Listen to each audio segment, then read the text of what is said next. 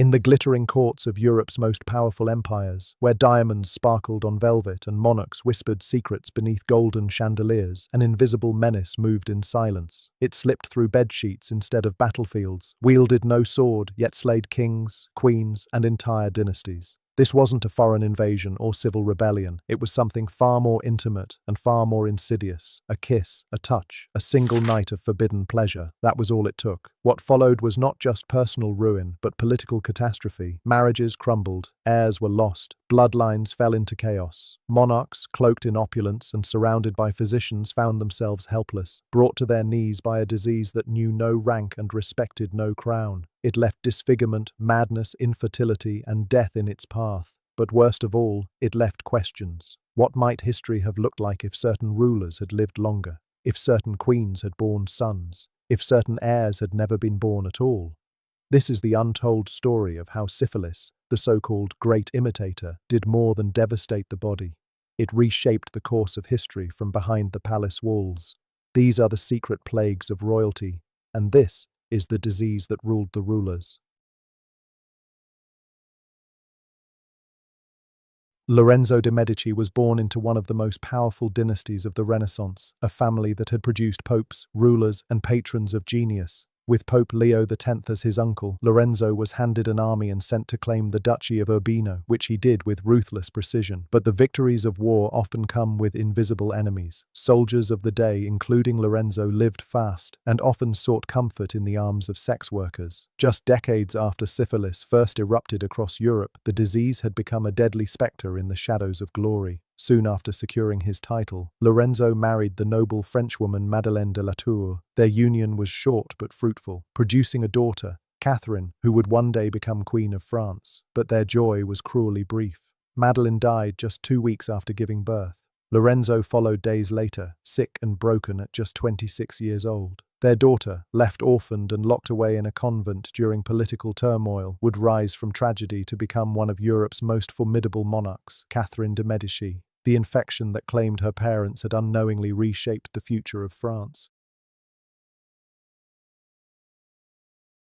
He became Shah at just 9 years old, and by 15, Abbas II was fully in command, ushering in one of Persia's most celebrated periods. His reign shimmered with prosperity, trade routes thrived, poets flourished, and the royal court basked in a haze of luxury, wine, and endless feasts. Abbas was known for his charm, wit, and tolerance. He drank from golden goblets encrusted with rubies, gifts from the Russian Tsar, and his victories against the Mughals and Russians solidified his place as a formidable ruler. Yet beneath the glitter of his court, a shadow crept in, one that no crown could keep at bay: syphilis. As the disease slowly took hold, the once vibrant Shah began to withdraw. His legendary parties grew fewer, his brilliance faded. By the time he was 34, Abbas had disappeared from public life, isolated, in pain, and overtaken by illness. His death marked more than the loss of a king. It marked the fading of Persia's golden age.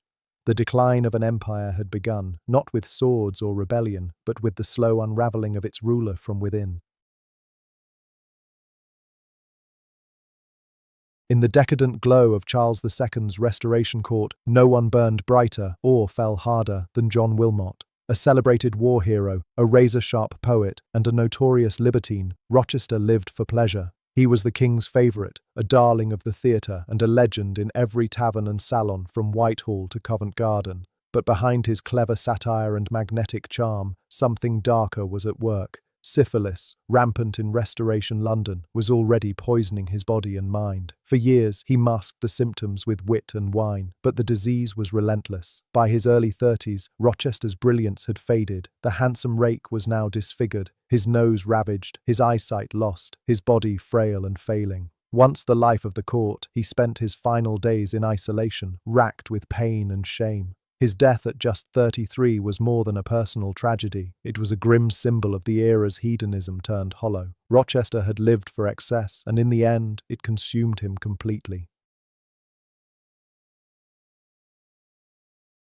Joseph I was everything a young emperor should be: tall, charming, and full of promise. With his sharp intellect and progressive spirit, he brought a sense of modernity to the aging halls of the Habsburg court. But behind the regal image was a man driven not only by power but by pleasure.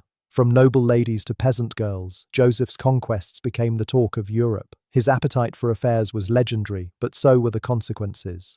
At some point during his youthful indulgence, he contracted syphilis, an affliction he unknowingly passed on to his wife, Empress Wilhelmina Amalia. The result was devastating. The empress, once full of hope to bear heirs, became infertile. The dream of a secure male succession was shattered, and with it, the stability of the Habsburg line. When Joseph died suddenly at just 32, not from syphilis, but from smallpox, the empire faced a crisis. His younger brother, Charles VI, inherited the throne, but the lack of a male heir set off a political chain reaction that would erupt into the War of the Austrian Succession, a conflict rooted not in armies or ideology, but in the private, hidden devastation of disease.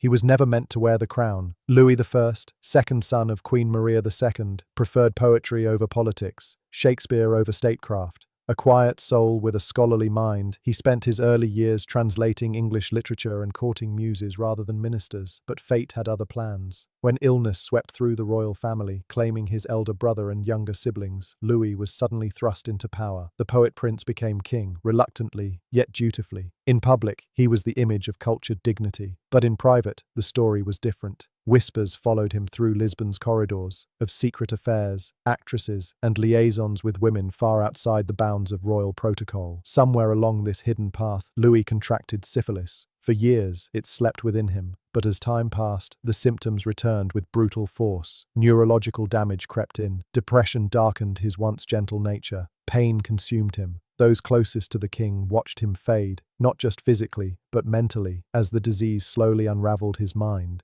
By the time he died at the age of 50, the poet king who once charmed Europe with his intellect and refinement was barely recognizable. His reign, rich in culture and language, ended under the shadow of suffering, his brilliance dimmed by a plague he carried in silence. He was the great Habsburg hope, the only son of Emperor Franz Joseph and the iconic Empress Elizabeth, known to the world as Sisi. But behind the grandeur of the Austro-Hungarian court, Rudolf grew up in isolation, burdened by expectation and haunted by a deep sense of melancholy. From a young age, he rebelled against the rigid traditions of his father's empire. Sensitive, intelligent, and progressive in thought, Rudolf found no outlet in courtly life. Instead, he turned to darker comforts, alcohol, fleeting affairs, and reckless pursuits. It wasn't long before his indulgences caught up with him. Rudolf was diagnosed with both syphilis and gonorrhea, diseases that ravaged his body and mind. In a cruel twist, he passed the infection to his wife, Princess Stephanie of Belgium, rendering her unable to bear more children. The Habsburgs' hope for a future heir died not in war, but in a bedroom. As his health declined, so did his mental stability. Paranoia, violent mood swings, and romantic delusions plagued him. Obsessed with death and driven by despair, Rudolf withdrew from public life, his condition known but never spoken of openly. Then came Meyerling. In 1889, Rudolf secluded himself at his hunting lodge with his 17-year-old mistress, Baroness Mary Wetzera. There, in an atmosphere thick with desperation, he shot her before turning the gun on himself. The royal court scrambled to cover it up, claiming an aneurysm, fabricating letters, and burying the truth along with their prince. But the damage was done. The Meyerling tragedy sent shockwaves through Europe. It wasn't just the loss of a crown prince, it was the unraveling of a dynasty. Rudolf's death left a hole in the Habsburg succession that would haunt the empire until its collapse in World War I. A dynasty built on tradition and image had been undone by illness, secrecy, and sorrow. In a family known for its rigid decorum and imperial pride, Archduke Otto Franz stood out for all the wrong reasons. Nicknamed the Black Sheep of the Habsburg dynasty, Otto scandalized the royal court with behavior that was anything but princely. He was infamous for his outrageous escapades, crashing formal dinners in the nude, storming into women's quarters wearing nothing but a sword, and flaunting his liaisons with courtesans and actresses. To some, he was a joke. To others, a threat to the dignity of the monarchy. But behind the provocateur was a man slowly being consumed from within. In his mid-30s, Otto contracted syphilis, the same disease that had already cast its long shadow across Europe's royal houses. At first, he tried to ignore it, masking the symptoms with travel, drink, and distractions. But syphilis, in its later stages, offers no mercy. His condition deteriorated rapidly. Painful lesions and neurological symptoms took hold. The most shocking sign came when the disease devoured part of his face, forcing him to wear a rubber prosthetic nose just to appear in public. For a man who once thrived on attention, it was the ultimate humiliation. Shamed, sick, and no longer welcome at court, Otto retreated from public life. By the age of 41, he was dead, his legacy reduced to scandal, shame, and sorrow. Had he survived longer, he might have stood in line for the throne, but fate and disease had other plans. The Habsburg monarchy would continue, but its foundations were already rotting. Just over a decade after Otto's death, the empire itself would collapse, its fall accelerated by the personal tragedies of men like him. They wore golden crowns, commanded empires, and ruled over millions. But beneath the silks and scepters they carried a secret torment. Syphilis, a disease as silent as it was savage, spared no throne. It crept through royal chambers unnoticed, changing not just lives, but the course of nations.